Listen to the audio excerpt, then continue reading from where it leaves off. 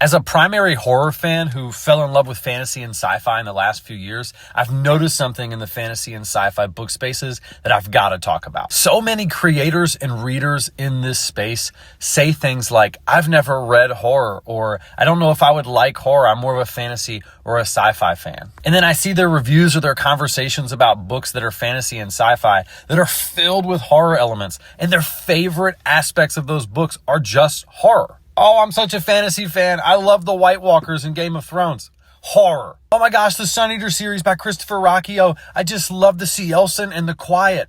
Horror. Were you a big fan of the storyline of The Unmade in Brandon Sanderson's Stormlight Archive? Horror. I could go on and on, but one of my buddies, Jake from Nerd Level Rising, go check out his channel, by the way.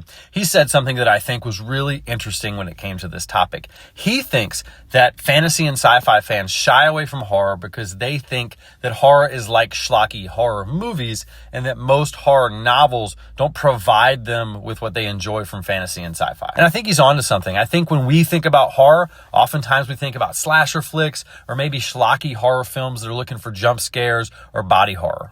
But when it comes to the written word, the horror genre blends so well with sci-fi and fantasy. You're going to find so many of the same elements that you love from your favorite fantasy and sci-fi books in these horror novels. Now, make sure that you go check out this video here that recommends a bunch of awesome horror novels for fantasy and sci-fi fans. And give this genre a chance. I'm telling you, fantasy and sci-fi fans, you're going to fall in love with horror.